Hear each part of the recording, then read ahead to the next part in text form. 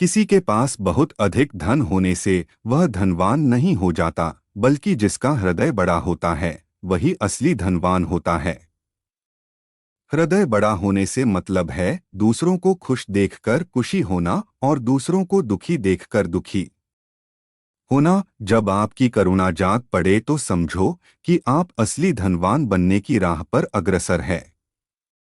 फिर चाहे आप भौतिक रूप से कंगाली का जीवन ही व्यतीत क्यों न कर रहे हो, क्योंकि जब आप दूसरों के बारे में सोचते हैं तब ईश्वर आपके बारे में सोच रहा होता है।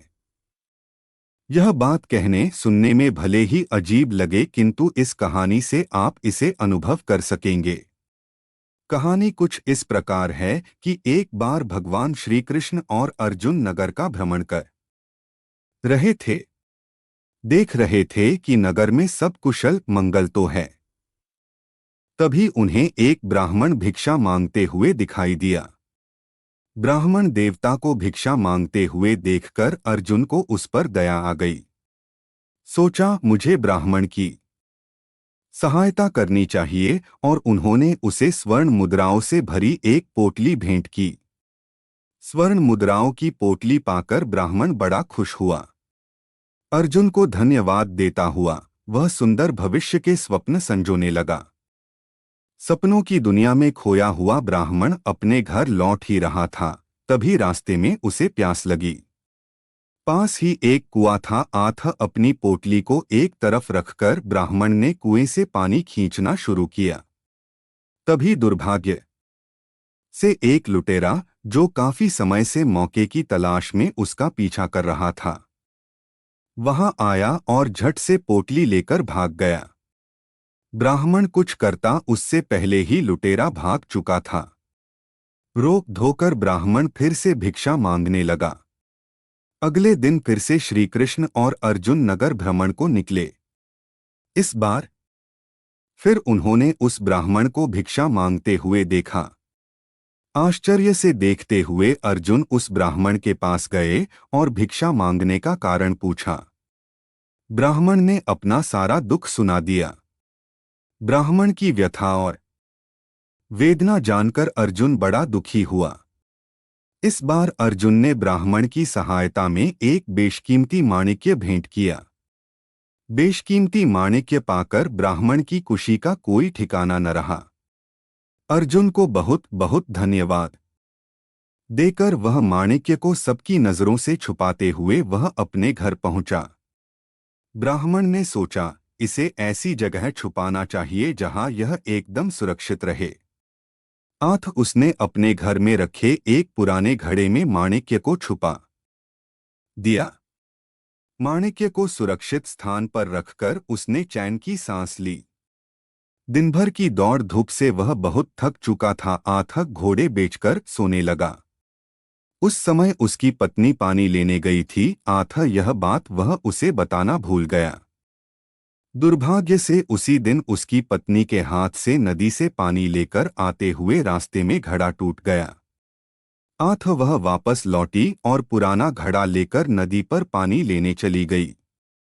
उसे नहीं मालूम था कि इस पुराने घड़े में माणिक्य रखा हुआ है। आठ उसने पानी लेकर धोने के लिए जैसे ही घड़े को उल्टा किया, माणिक्य निकलकर नदी की धार में बह गया। जब ब्राह्मण नींद से जागा तो घड़े को यथास्थान न देखकर अपनी पत्नी से पूछने लगा। जब पत्नी ने सारा हाल बताया तो वह सिर पकड़कर बैठ गया। अपने दुर्भाग्य का रोना रोकर दूसरे दिन फिर से वह भिक्षा के लिए निकल पड़ा। अगले दिन फिर जब श्री कृष्ण और अर्जुन नगर भ्रमण के लिए निकले तो उन्होंने फिर से ब्राह्मण को भिक्षा मांगते हुए दरिद्र अवस्था में देखा। इस बार फिर अर्जुन उसके निकट गया और कारण पूछा तो ब्राह्मण ने सारा वृतांत बताकर अपने दुर्भाग्य का रोना रोया। अब तो अर्जुन ने भी सोच लिया कि इस ब्राह्मण का किस्मत ही खराब है, इसके जीवन में सुख है ही नहीं। तभी श्री कृष्ण वहां आए और उन्होंने ब्राह्मण को 2 पैसे भेंट किए।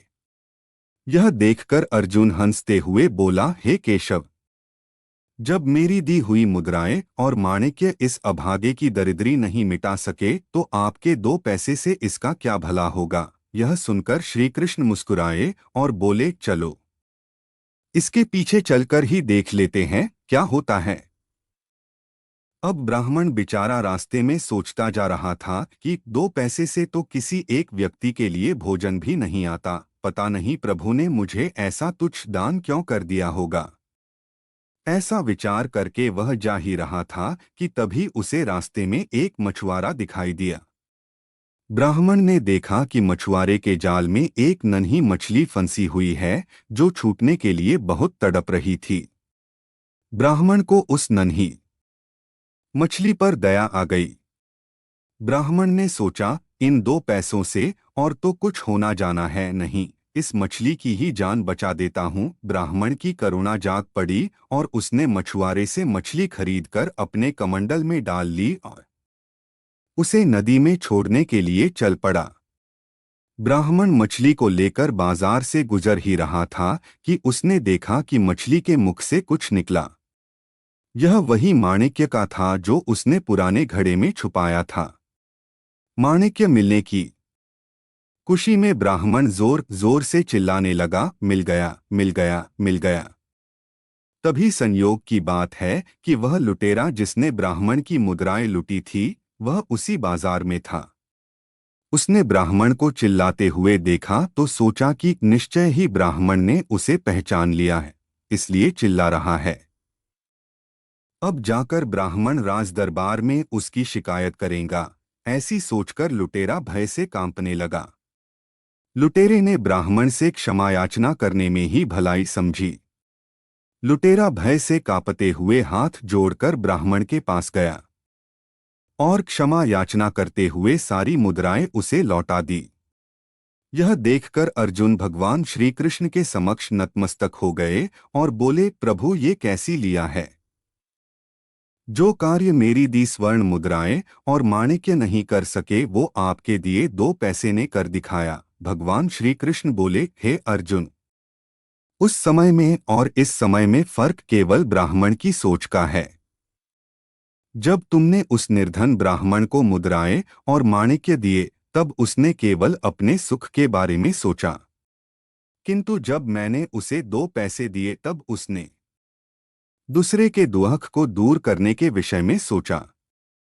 हे अर्जुन, इस संसार का यह अटल नियम है कि जब इंसान केवल अपने बारे में सोचता है तो उसकी स्वार्थी सोच स्वार्थी मनुष्यों को ही उसकी ओर आकर्षित करती है। इसके विपरीत जब मनुष्य दूसरों के दुख को दूर करने के विषय में सोचता है तो ईश्वर सहित यह प्रकृति उसके दुखों को दूर करने की चेष्टा करते हैं। प्रत्येक मनुष्य का कर्तव्य है कि इस आध्यात्मिक नियम को हमेशा याद रखे और संसार में सुख और सामंजस्य स्थापित करने का ईश्वरीय कार्य करता रहे। जब हम दूसरों के बारे में सोचते हैं तो ईश्वर हमारे साथ होता है। दोस्तों, वीडियो अच्छा लगे तो लाइक करें, शेयर करें और हमारे चैनल को सब्सक्राइब करें।